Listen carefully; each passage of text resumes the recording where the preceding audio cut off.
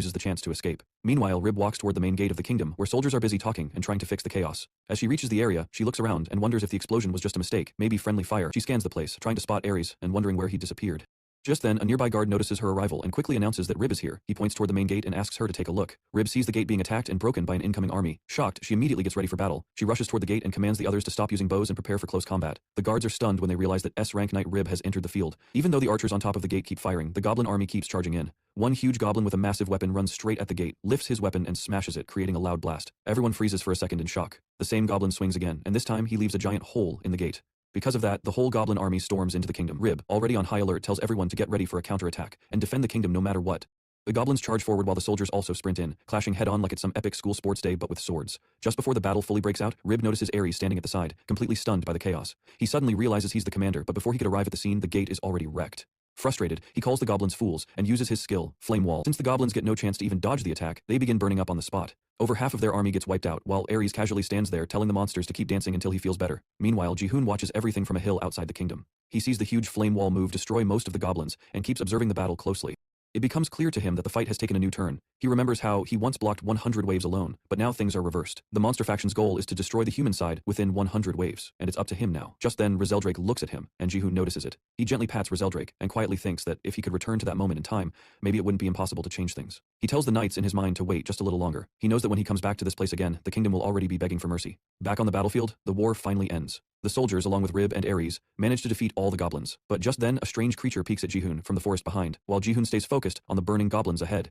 He takes one last glance at the kingdom and thinks this is where it all began. But when he turns around and looks ahead, he finds himself standing in front of a strange forest. His brain lags for a second and he wonders if this is the monster faction. He knows this path never existed in Knight Defense. He recalls how he reset the game hundreds of times just to block all 100 waves. Because of that, he understands the kingdom's military strength better than his own timetable. But now he realizes this forest isn't part of that kingdom, and from here on none of his game knowledge will help. Suddenly he remembers something important that completely slipped his mind. He turns to look at Rizeldrake, realizing the dragon has been with him from the very beginning.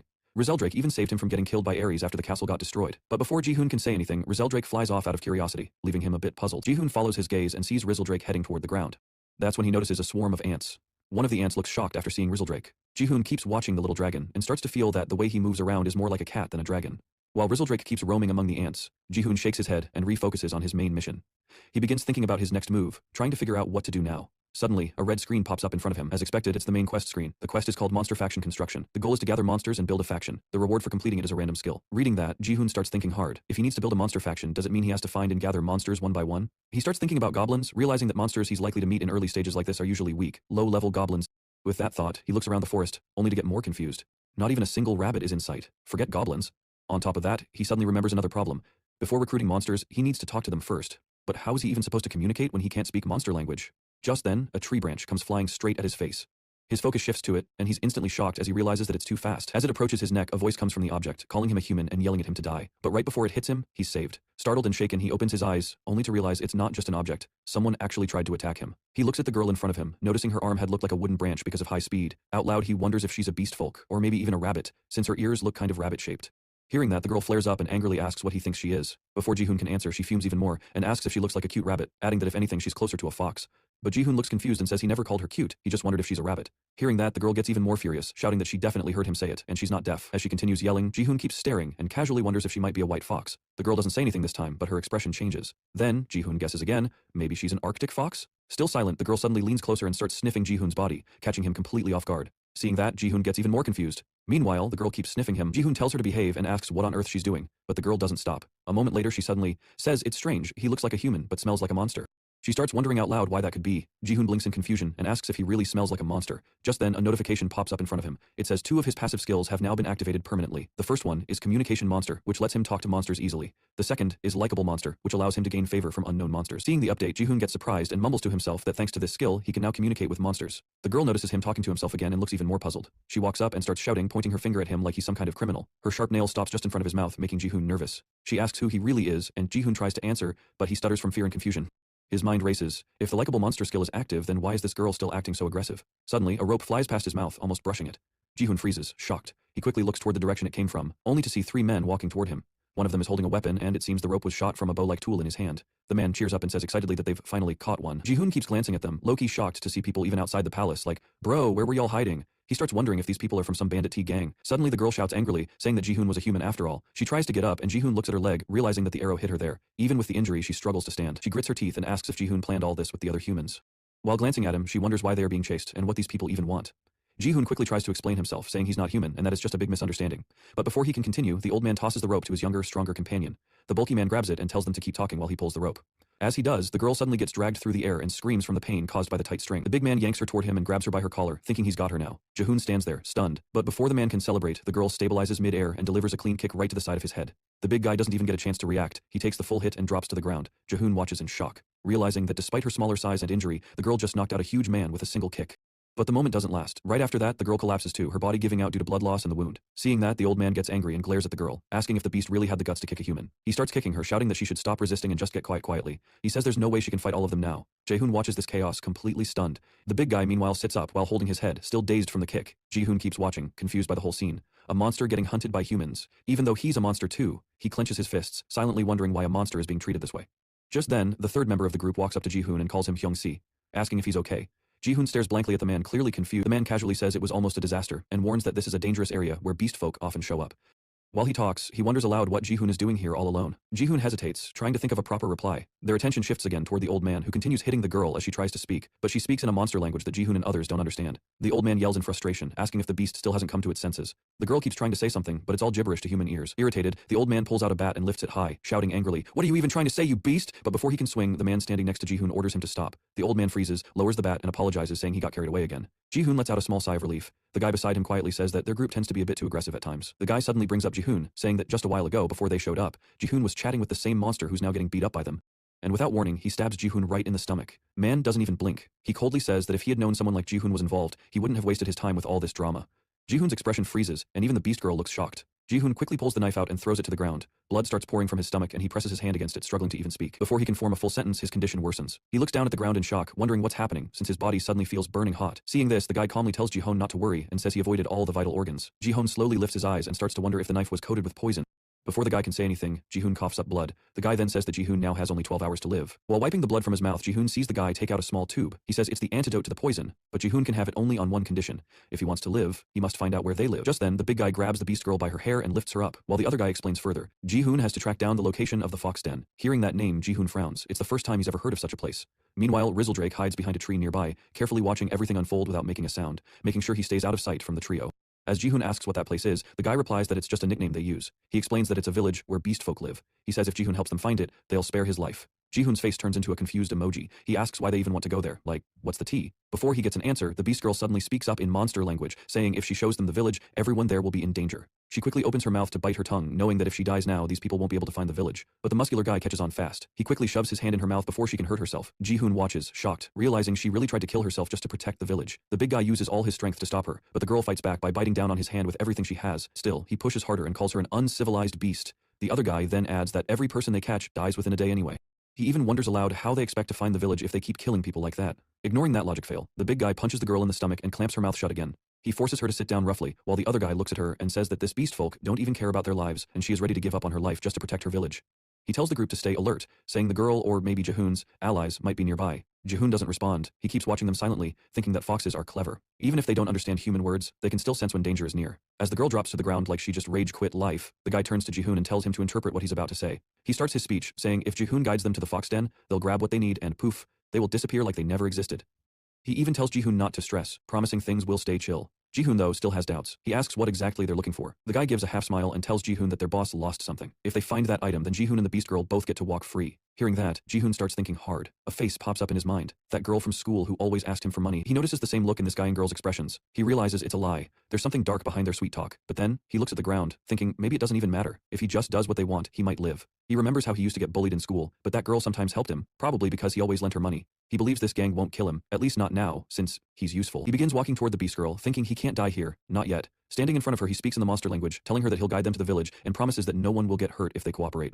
The guys freeze in surprise, realizing Ji-hoon really can speak monster language, just like their senior had said earlier. The girl keeps her gaze on the ground and says that Ji-hoon feels different from other humans. She adds that maybe they're being too cautious when it comes to humans. But she also reveals that more than 100 beast folk live in that village. After saying this, she looks at Ji-hoon and wonders aloud if she can really trust what he's saying. Hearing that, Ji-hoon blanks out and goes silent for a few seconds. He avoids eye contact and says he's not on the human side, asking her to believe him. He adds that he also feels those people are shady, like the kind who sell expired biscuits at full price. Just then, Ji-hoon's eyes shift toward the group leader. He sees Rizzledrake silently flying behind his head. At that moment, the guy speaks up and asks why Ji-hoon suddenly stopped translating. Ji-hoon feels awkward and tries to respond, but Rizzledrake opens his mouth, ready to attack.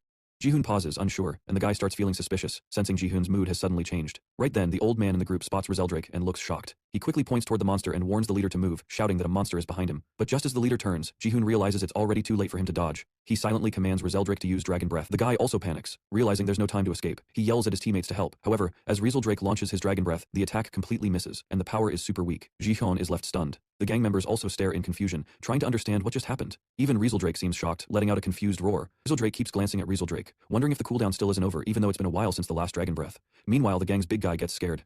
He looks at the ground and sees that the grass where the attack landed has melted like cheap ice cream. He says it wasn't a strong move, but if it had landed on the leader's bald spot, crown, it would have been straight funeral mode. Just then, the gang leader, who barely dodged the attack, grabs his bat weapon and complains that he hasn't even gotten married yet. He angrily prepares to strike Rizzledrake, blaming the monster for nearly ending his life. He swings fast, and Rizzledrake fails to dodge in time. The hit lands directly, and Ji-hoon watches in shock.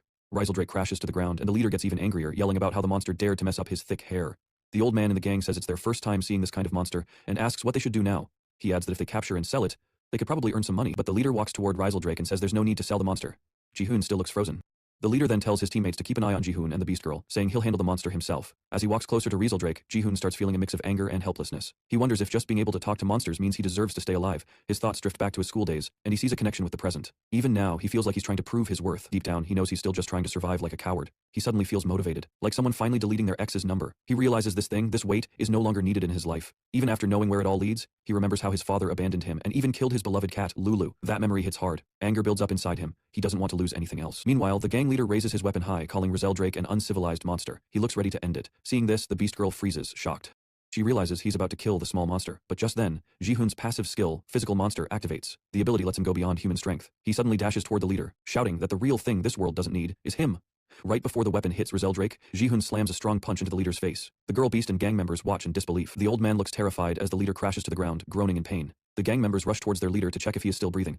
The Beast Girl stays still, eyes fixed on Ji-hoon. She realizes those were definitely the eyes of someone suffering from poisoned blood, but then wonders how he's even able to move like that. Ji-hoon walks toward Rizzledrake and gently picks him up. The girl beast stays confused, unsure what he's planning. Ji-hoon says Rizzledrake did it to save him. He knows the monster risked his life for him. As he lifts Rizzledrake, he says that looking at him reminds him of a child. He suddenly remembers Lulu, the one who always stayed by his side, gave him strength and made him smile. As he says Lulu was his only friend, Rizzledrake keeps watching him quietly. Ji-hoon gently adds that from now on, he'll always be on Rizzledrake's side and always protect him. Meanwhile, the old man and the big guy from the gang glare at Ji-hoon, mumbling curses under their breath. As the big guy lifts up their beaten-up leader and gets ready to leave, the old man yells at Ji-hoon, asking if he even has the tiniest idea who their boss is. He warns that if the boss hears about this, no one from Ji-hoon's side will be left breathing. Ji-hoon throws them a sharp glare, and that alone makes both of them freak out. They instantly turn and run, but the old man still tries to act tough from a distance, shouting that Ji-hoon should wait because he'll take revenge later. Ji-hoon doesn't reply, he only thinks, "Yeah, sure, Grandpa." As they disappear, Rizzledrake jumps with joy, giggling like a kid. The beastfolk gasps and becomes shocked while Rizzledrake shakes him, trying to wake him up. Ji-hoon doesn't respond. His eyes begin to close slowly as he stares at Rizzledrake, wondering if this is where his story ends. The thought of dying now scares him, not for himself but because he doesn't know what'll happen to Rizzledrake or the beastfolk. He had just promised to protect Rizzledrake at all costs. His fading mind drifts to a memory from childhood. He sees himself sitting beside his mother, who lies quietly on a hospital bed. He's frustrated, muttering how his father still hasn't shown up to check on her. The pain from that day still lingers. A few hours later, Ji-hoon slowly opens his eyes again. He finds himself inside a cave-like place. Looking up, he realizes the beastfolk is carrying him on her back. Confused, he asks where they are, but she tells him to stop talking and not move yet. Ji-hoon, still puzzled, softly asks why she even helped him. She doesn't reply, and he falls silent. A few moments later, they arrive at a village where the beastfolk is warmly welcomed. Others from her kind call out her name, Rhea. They gather around and announce that Rhea brought back a human. Ji-hoon, meanwhile, is chilling inside a house, recovering. But outside, a bunch of curious beastfolk keep peeking through the windows. Some whisper that even though the guy looks human, there's something fishy about him. A few even admit that for some weird reason, they kinda like him. While Ji-hoon stays lying on the bed, one of the beastfolk says the poison must have worn off by now. Another one nods, wondering when he'll finally wake up. But Ji-hoon hears everything. He's already awake, just pretending to sleep because getting up with all those eyes staring at him feels super awkward. Just then, Rhea notices the crowd spying on Ji-hoon and scolds them, asking everyone to give him some space. She heads straight to the house and opens the door, saying their guest can't rest properly with all that noise outside. One of the beast folk speaks up, asking if Rhea was really saved by a human. She dodges the question smoothly and says she'll explain everything later, when she has time. Hearing that familiar voice, Ji-hoon slightly opens his eyes and tries to peek, realizing it's the same beast folk he rescued. Rhea enters the room, looks at him, and says she knows he's already awake. Ji-hoon turns his face the other way and stays silent. As soon as he sits up, Rhea gently tells him to forgive the others for spying on him. She explains that it's just because Ji-hoon looks human, but oddly, he doesn't smell like one. Hearing that, Ji-hoon awkwardly says that the way she puts it makes his identity feel kind of blurry. He then glances at his hands and looks confused. He admits that he just noticed the poison's effects are already gone. Rhea nods and says they were lucky to have an antidote in the village.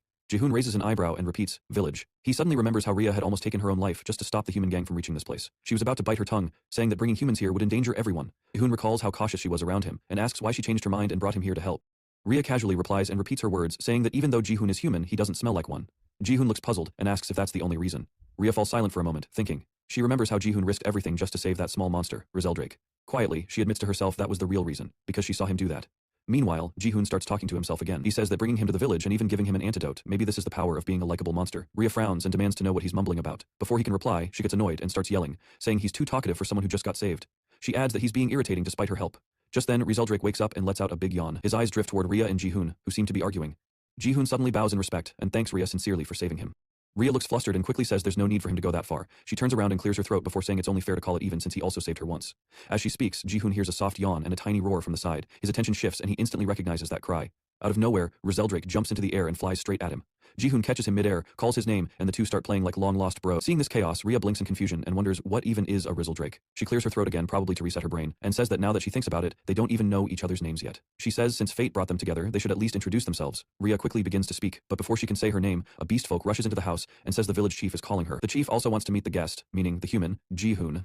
Hearing that, Rhea and Ji-hoon step outside with Drake. As Ji-hoon walks out, he looks around, amazed by the view. He realizes this is the beast folk village, Warren. Rhea nods and explains it's a village originally built by a rabbit beast folk. She adds that now, beast folk who lost their homes have gathered here and live together. While walking, a beast folk stops them and asks Rhea about her leg. Rhea replies that it's fine now and thanks him for asking. A few steps later, a muscular male beast folk steps in their path and asks if Rhea went to the forest again, the one where humans usually pass through. He says he heard something about it. Seeing the beast folk guy built like a gym membership ad, Ji-hoon is totally shocked. Meanwhile, Rhea stays calm and casually admitting that she did go there. She quickly tells the beast folk not to worry and promises she'll be more careful next time. As they walk away, the beast folk keeps glancing at them like a suspicious uncle, and Ji-hoon smiles, saying the villagers really seem to care about her. Rhea agrees right away, but Ji-hoon notices her energy is low. He asks what's wrong, saying she's been a bit off for a while now. Rhea nods and admits that he's right to ask, referring to him as Hey. Ji-hoon gets confused and asks what she meant. Rhea looks straight at him and seriously asks if his name is Hey. Ji-hoon freezes for a second and then awkwardly says his name is Kim Ji-hoon. He adds that it's probably a weird name around here. Rhea doesn't respond and simply walks ahead, saying, Rhea Rinjan Perditi Siciliad. Ji-hoon stares blankly, wondering what she just said. Rhea turns and says it was her full name. As she continues walking, a rabbit beast folk spots her and asks if her leg is okay. Rhea smiles and walks up to her, saying it's fully healed now since she got it treated earlier. She starts chatting warmly with the rabbit, and Ji-hoon notices that her mood has lifted all of a sudden. He thinks maybe she just wanted someone to ask her name. At that moment, his eyes drift to the mountain in the distance. He remembers the main quest, to unite the monsters and form a faction. He wonders what that monster faction will look like. Just then, Rhea calls out to him, pulling him back to the moment. As Ji-hoon glances at her, Rhea calls him and tells him to come along, saying they need to meet the village chief. Ji-hoon suddenly remembers that and agrees. As Rhea starts walking ahead, Ji-hoon just stands there awkwardly, realizing she called him Hey again. He wonders why she even asked his name if she planned to call him that forever. Like bro, what's the point? Ji-hoon feels like he's stuck in a weird nickname zone. Rhea glances back and tells him to hurry up. Ji-hoon quickly starts walking, thinking about the main quest. He needs to unite the monsters and build a faction. As he walks beside her, he wonders if he can really do something like that. Soon, they reach the chief's house. After a short talk, the village chief suddenly says that from now on, he will leave the village in Ji-hoon's hands. Hearing that, both Ji-hoon and Rhea are completely shocked. As the chief turns to leave, they both ask him to wait. The chief simply smiles and says he's grown too old. Ji-hoon quickly replies that even though the chief has grown too old, it doesn't mean he should let Ji-hoon handle the village, adding that he knows nothing about the village. Rhea agrees and starts panicking, thinking there's no way Ji-hoon can handle the entire village. She says that just because of some dream, he's really planning to hand everything over to someone who just arrived today. She asks if that even makes sense. The chief laughs and says his decision is final. Rhea rushes toward him, asking him to reconsider and saying she won't accept this. But Ji-hoon stays frozen, wondering how things even turned out like this. He recalls when the chief told him earlier that he often has strange dreams. The chief explained that those dreams always come true, and this time his dream showed that Ji-hoon alone will be the one to save their village. Ji-hoon now remembers the main quest, to unite the monsters and build a monster faction. He wonders if all this is somehow related to that. On top of that, he recalls how the village chief said Ji-hoon would be the one to save the village. That thought makes him nervous. Is this turning into a disaster arc already? Just then, he remembers what the human gang's leader said, that their boss lost something important, and if Ji-hoon helps find it, he'll let both Ji-hoon and the beast folk live in peace. Something clicks in his mind and he quickly calls out to Rhea. Rhea looks back and asks what's wrong. Ji-hoon asks if they were being followed when they came here. Rhea pauses to think, then explains that the beast folk village Warren is hidden behind a rocky mountain. She says it's never been discovered by outsiders. She explains why, beyond that rocky wall is a huge ocean, and no one dares to climb the mountain or feels the need to. She then adds that the only other way into Warren is through rabbit-dug tunnels. Even if someone finds those tunnels, she says, the insides are like a maze, so reaching the village is nearly impossible. She mentions that she didn't notice anything strange while coming back. Ji-hoon says that's a relief, but his eyes drift to her leg, still bleeding. That uneasy feeling still stays in his chest. Meanwhile, the old man from the human gang is following the blood trail left by Rhea. Step by step, he tracks it across the path, until he finally arrives at Warren. A grin spreads on his face. He's found the hidden beast folk village. Few moments later, just when the old man tries to sneak into the village, he gets caught red-handed. The whole place turns into chaos as everyone starts shouting that a human has invaded Warren. All the beast folk gather quickly, and the strong ones easily tie him up like he's some kind of delivery package. The old man lies on the ground, arms tied with rope, fuming like a pressure cooker. He glares at the strongest beast folk and tries to say something, but the guy keeps going on in beast language. That just makes the old man angrier as he yells that he can't understand a single word. At that moment, Kim Ji-hoon and Rhea arrive at the scene. Ji-hoon looks at the old man and asks if they've already caught him. The strong beast folk nods and explains that it seems like the guy followed the trail of Rhea's blood. Hearing that, Rhea feels nervous and wonders if it's really true. She adds that she was careful while coming here, but midway she stops and apologizes to everyone, saying it's all her fault. The strong beast folk tells her not to blame herself. He explains that it was already tough for her to carry a human while being hurt, and agrees that it must have been difficult. He adds that since they caught the guy, they just need to clean up the bloodstains and everything will be fine. Another beast folk joins in and tells Rhea it's okay, assuring her it wasn't her fault. Just then, Ji-hoon asks about the 3 bandits they saw earlier, wondering where the other 2 went. Right then the old man suddenly starts laughing, calling them all stupid beasts. He proudly declares that soon this place will turn into a sea of flames. He boasts that his group is so dangerous even the kingdom doesn't mess with them anymore. The old man keeps yapping, acting like the villain who thinks he will be rescued by his group. He brags about their boss, someone named Scream Spike. Yeah, sounds like a WWE celebrity's name. He says that this legend will soon charge in with 200 dudes ready to burn the place down. Ji-hoon hears the name and squints, feeling like he's heard it before, maybe in some wanted poster or gossip. Meanwhile, the other 2 bandits reach their hideout. Their group leader limps in with help from the big guy and walks up to their boss. Yup, the infamous Scream Spike. At first he calls him boss but quickly switches to bro and begs him to go beat up the person who dared punch him. Scream Spike stays quiet at first, then the guy adds that he found the tunnel the foxes use and promises to show the way. Hearing that, Scream Spike chuckles and becomes happy, calling him his little brother. He smiles wide and says they're heading to the fox tunnel right away. The guy grins, feeling like he just unlocked a secret achievement. Back at the village, the old man still smirks and says he's not the only one who made it here. According to him, everything is going just as Big Brother planned. He remembers trying to stop the big guy earlier, asking him to return and get treated instead of chasing blood trails. But while riding on the big guy's back, their leader looked back and refused. He said it wasn't time to return to the hideout yet, claiming this was their best shot. Now the old man laughs like he already won and says the people here are as good as dead. Hearing that, Rhea gets tense and asks what point he's trying to prove. She glances at Ji-hoon, unsure of what they should do next. Ji-hoon calmly looks at the old man and says it seems like the bandits have figured out the village's location. He adds that their full army might crash the place any time now. Hearing this, Rhea gets all shocked and panicky like she just failed an entrance test. She keeps wondering what they should do next while Ji-hoon starts thinking about something. Suddenly, a name pops up, Scream Spike. It sounds familiar, and he starts to remember where he's heard it before. In Night Defense, knights level up by blocking monsters attacking the kingdom. But that alone isn't enough to stop the endless waves, which is why the game has another feature called Adventure. In Adventure, players send knights to clear stages, and those stages give rewards like thief daggers and some gold coins of Night Defense. The total number of stages runs from 1-1 Wild Goblin Remnants all the way to 10-10 Demon Lord's Sacred Ground, making 100 stages in total. Ji-hoon knows he doesn't remember all the stage names, but 110 sticks in his head. It was the last one of Stage 1, and was called Scream Spike Band Hideout, a hidden village behind Stone Mountain. Now that he thinks about it, every stage in Adventure had a background story. That hideout was where a gang of ruthless bandits lived, all led by the boss named Scream Spike. Ji-hoon never really paid much attention to those background stories, but he's sure about one thing. There was no stage called Warren in Night Defense. Night Defense, he runs it through his mind again and becomes certain. Since Warren doesn't exist in the game, it means, according to the game,